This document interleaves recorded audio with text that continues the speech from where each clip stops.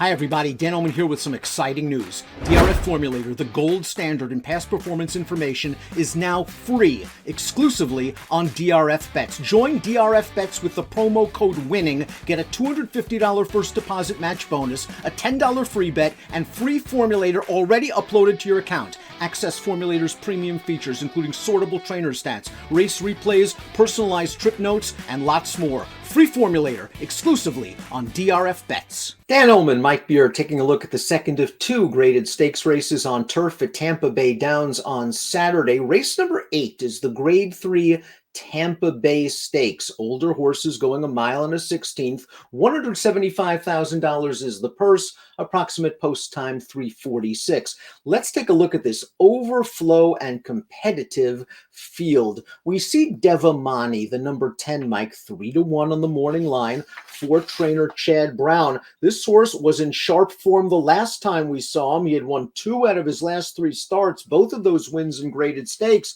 The problem is, we haven't seen him since the spring, and you have to wonder if something physically went amiss. Yeah, I guess you do have to consider that. Generally speaking, I feel like you don't really worry about layoffs with Chad Brown, but maybe something did happen to this horse. I don't know, Dan. I felt like this was overall a pretty interesting race. I realized that, Chad's got 2 in here. They'll probably be the 2 favorites. Seems, almost impossible not to think one of them at least is going to run really well in here. I don't know. I sort of felt like this race went beyond those 2 horses, though. Well, let's throw up the Timeform US pace projector. I certainly agree with Timeform US's assessment that the 7 Get Smokin' will make the lead, but I'm not exactly convinced that this pace is going to be blazing. I do think the 9 Clear Vision will be close, but the 4 Shirl Spike doesn't exactly need the lead. Maybe the 1 Cellist will be aggressively ridden from the rail. Yeah, I wonder how they're going to ride Cellist. He did use his speed a lot as a 3-year-old, but I don't feel like they have to do that with him. We'll see what he does. I just think Get Smokin' is going to make the lead in here. I sort of looked at it the same way you did, Dan. I didn't necessarily think they had to go that fast in here, but maybe they will. Let's talk a little bit about the first 2 horses from post position standpoint, both owned by Calumet Farm. And the one is Cellist, and maybe you can make an argument that Cellist is dirtied up. He won a stakes race at Churchill Downs in May. Then he ran in 2 tough grade 1s in New York. And then he caught yielding going over this quirky Kentucky Downs configuration in the Dueling Grounds Derby. Let's watch Cellist come from off the pace in this race. He's going to finish 3rd. He's wired, but he's wired by a horse that was 1,000,000-1. He returns with Lasix on again as a new gelding for his first start off the layoff. Yeah, he ran fine in here. It did seem like he had a real shot at it all through the stretch, but he just can't quite get up. There's nothing wrong with this performance. They sort of kept this horse going longer throughout his 3-year-old campaign. So I wonder if this, shorter race is just a place to get him started. On the other hand, he ran some pretty good races last year as a 3-year-old. The stakes win at Churchill, you have to take that one with a little grain of salt because he just walked on the early lead, and that's not going to happen in here. But he's also run well from off the pace in the past. English B is a very consistent horse. Maybe he doesn't win as often as you like, but he is usually put in some tough spots. And the best thing about English B is he has wonderful tactical speed. Let's watch his most recent race. This is the Grade 2 Fort Lauderdale. He got wired this day by Doswell, and we see him sitting in the pocket here. He's going to keep grinding along, and he'll finish 3rd. The 4th place finisher would come back to run 3rd in last week's Pegasus World Cup Turf with a 99 Beyer speed figure. He can adapt to any kind of pace scenario.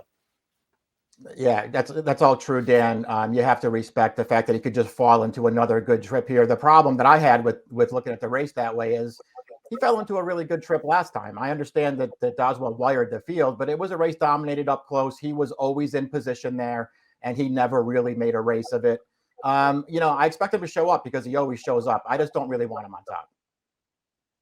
Eons was a graded stakes winner at Delaware Park as a 3-year-old. He was 2nd in this race last year, coming with a solid enough rally. And he was a stakes winner at Colonial Downs 2 starts back. The last race, the Singspiel, boy, that was kind of a dud, though. He was favored that day and just didn't do much running. Yeah, that's true. I wonder if he really wants to go that far. I'm going to give him that excuse for that race, the 1.25 miles. They tried him 1.5 miles a couple times. as a 4-year-old. It doesn't feel like he wanted to go that far either. I don't know. I think shorter distances are probably better for him. Maybe he has some pace to run at here. I don't love this horse, but I feel like you could use him somewhere. He'll be returning off a 5.5-month layoff for a really good horseman in Arnaud de la Cour, and if the pace is fast, he can be counted on to make a late bid. Shirl Spite started his career like he was going to be something special, and I was blown away by his first 2 starts, and I guess in hindsight, maybe running him in the Woodbine Mile in start number 3 was just a little bit too much too soon, because it kind of knocked him around a little bit, and it took him a while to get back to the winner's circle. He did so at Tampa Bay last time out. Let's watch this 2 other then race for trainer Roger Atfield. And I love the way Shirl Spite just got himself into a nice early position. Yes, that's a long shot on the lead, but he runs by him with alacrity. Yeah, I like the way he won this race. It probably wasn't that strong of a field. I just like that he was able to settle a little bit early in this race because he was very headstrong exiting the shooting there. But he managed to sort of take a hold, sit the pocket, run right by that horse in the stretch. I like that performance from him, finally back on turf for this horse, who clearly doesn't like the dirt at all. But he ran well in there. And like you, I was really taken with his first couple of starts. I still think there's a chance he turns out to be pretty good. The 5 is Fly Like an Eagle, making his second start off a long layoff for trainer Tommy Albertrani. Beaten favorite last time out at Tampa Bay Downs. We're going to watch that race right now, but it was his first start off of a pretty long freshening. And we see Fly Like an Eagle. I thought he got a decent pace setup in this race. He has a chance in the stretch. He's going to keep grinding it out. A good start to his 4-year-old campaign. Just have to do a little bit better, Mike, in this start. Yeah, I wonder if he can improve enough to factor in this race because he's going to have to take a step forward. He ran okay in that race. I can't say that I loved the fact that he got run down from behind by sort of a modest horse there in American Doro. I don't know. I think there could be improvement coming for this horse. I wonder if it'll be in this race.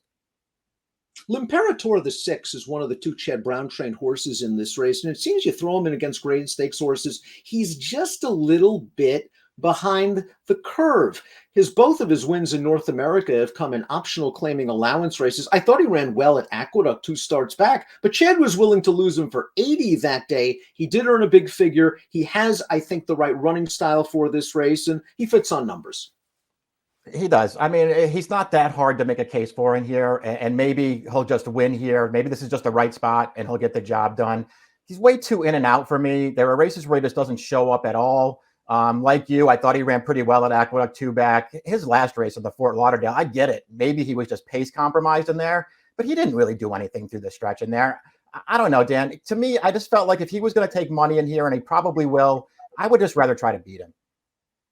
Both of his wins in North America with Lasix. He gets Lasix once again at Tampa Bay Downs. Get Smokin' won this race last year, and it was kind of doubly impressive because Get Smokin's basically a one-dimensional speed horse, and he sat off another one that day, and he still was able to get it done. His last 2 races before this lengthy layoff, tail to pace scenarios, weren't they, Mike? In that Seek Again stakes at Belmont, he just walked on the lead, and he sprinted on home to win, and then in the poker, he got blitzed up front.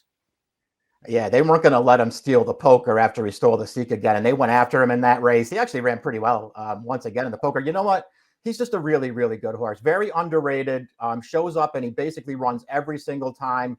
We'll see how fast the pace gets here, Dan, and we'll see if he, holds his form here off the long layoff with a trainer change to Mark Casse. I'm going to give him one in here and just try to bet somebody else, but I won't be surprised when he runs well. I still haven't forgiven the 8 talker. Listen, I needed him in the dinner party on Preakness Day, and he came up just a little bit short behind Some Like It Hot Brown. And that's kind of been the story of his career when he steps up against stakes competition, although he did get it done last time out over the synthetic surface. Arnaud de la Cour found a great spot for him last time out. He got the stakes win. He's coming off the layoff, and he is capable on turf. Yeah, all those things are true. I feel like he's going to be a good price, too. Man, I spent a lot of time trying to talk myself into him in here and almost put him on top, Dan. They ran him in this race last year. He actually ran really well that day. Got himself blocked through the upper stretch and there, could not get clear. He did run a little bit once he got some room in there. I thought that was an okay performance. And then he ran 2 fast races right out of there. I like the shorter distance for him. I feel like if he gets a clean trip, he could make his presence felt late. I want to use him somewhere. I just couldn't put him on top. Talk about a razor sharp horse. The number 9, Clear Vision, has just been on a roll now since the summer at Saratoga, and these new connections have done a fine job with him. They claimed this horse for 25,000. He's a graded stakes winner now, and he was game. Winning the Tropical Turf, a race we're going to show you right now. Julian Leperoux was aboard in this race. He's just a master of pace, and he took Clear Vision right to the front. He takes a strong challenge from a 45-1 shot, and he's just better than that horse in the stretch. Now, maybe the story of this race was that Largent, the odds-on favorite, and the runner-up in the 2021 Pegasus World Cup Turf just didn't fire, but I can't take anything away from Clear Vision. I agree. I mean, I don't really want to knock him. He's just a really cool horse, and he's in great form right now. To me, he's just really, really hard to take out of that race last time because, as you mentioned, not only did Largent not show up at all, but the horse that finished second in their value proposition, who can be good on his best day. You saw him there through the stretch. He just really didn't look like he was trying at all. And this horse managed to hold on. He's a really cool horse. If you like him at the price he's going to be, you're probably just supposed to bet him right back, but I didn't want him in here.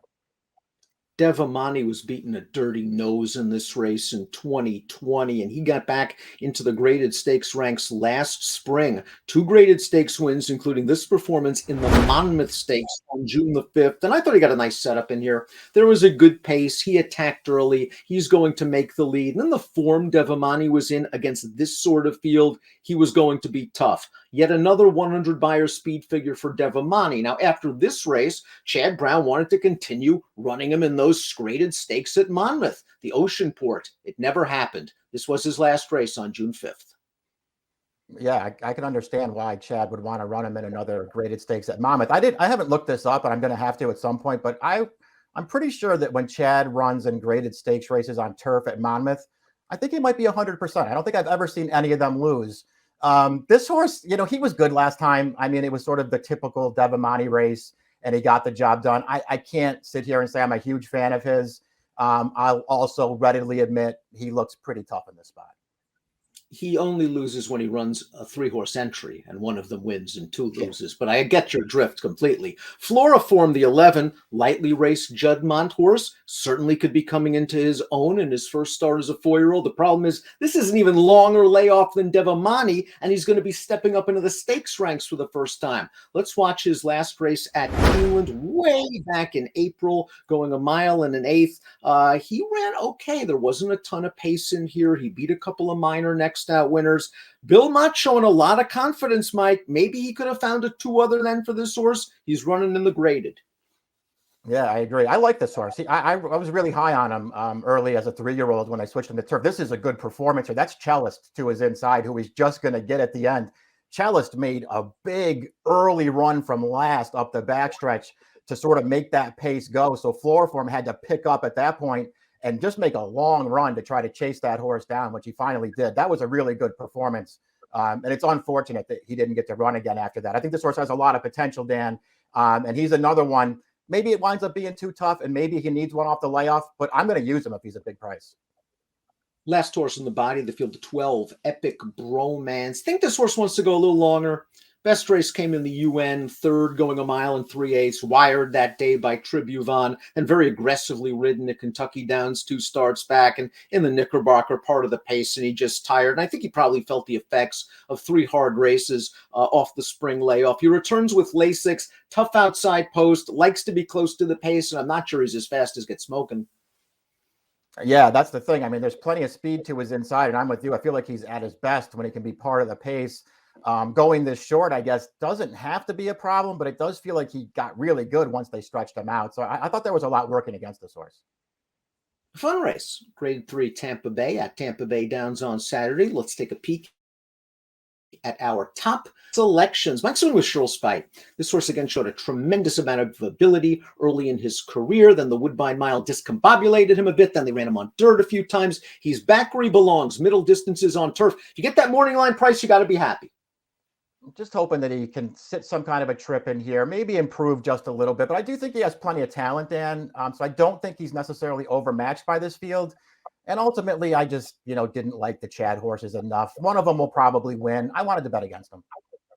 L'Imperator gets Lasix, and I wonder if that's what's going to put him over the Good hump. point. I was disappointed with his last race. I liked his race 2 starts back, although it was against weaker competition. Of the Chads, I think he's going to be the better price. 4, 6, 10, 11 for Mike, 6, 12, 10, 9 for me. It's the grade 3 Tampa Bay at Tampa Bay on Saturday. Good luck.